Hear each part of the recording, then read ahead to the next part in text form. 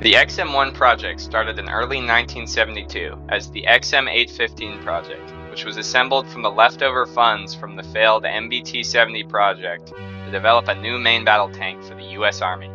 Like the MBT-70, the XM1 would be designed with mobility and firepower in mind. With limited armor, it would rely on its mobility for survivability. When the British shared their new Chobham armor with the US, it was decided that the next generation of American MBTs would use the new composite armor, as it performed particularly well against the shaped charge rounds, which were employed by most of the anti-tank devices that had forced an entire rethinking of how a tank is to be utilized on the battlefield.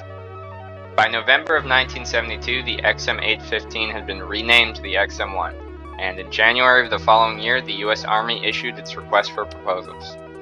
Its requirements included having an armor pattern capable of defeating Soviet rounds as close as 800 meters, mounting a Royal Ordnance L7 and a Bushmaster 20mm, which was later dropped from the design. In May of 1973, Chrysler Defense and General Motors threw their hats into the ring with their proposals.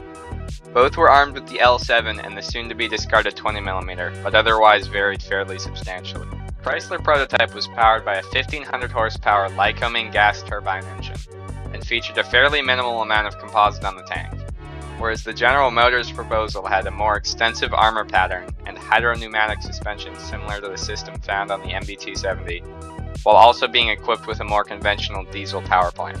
By 1976, the prototypes were delivered and sent to Aberdeen Proving Ground to go head-to-head with each other, which resulted in the GM showing itself to be better overall, with a better stabilizer and fire control system, along with a better armor pattern. Although both prototypes had issues with their engines, most notably with the Chrysler's fuel consumption and overheating.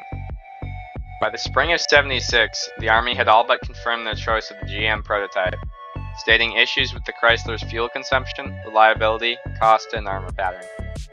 Just as it looked like the curtain was being drawn on our story of the XM1, our hero, assuming you like the XM1 Chrysler prototype as much as I do, U.S. Secretary of Defense Donald Rumsfeld stepped in to announce a 4-month delay in the award for the contract. Furthermore, he announced a new requirement for the tank, a turbine engine like the one used by the Chrysler, to much objection by the Army.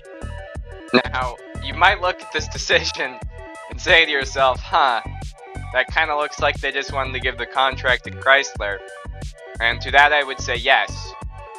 Although it would be during this 4-month period that Chrysler took their prototype and reworked it into basically the M1 Abrams we have today, which did end up being a pretty solid tank with a completely overhauled armor pattern, FCS, and fixes to various issues on the original Chrysler XM1.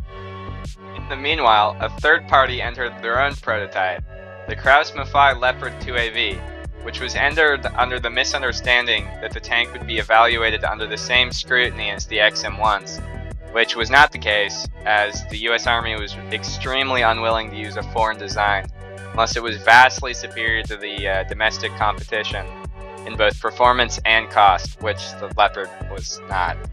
Although it was found to meet the US's requirements, it was far more costly than the XM1 and just not really that much better. And by 1977, the tank was withdrawn.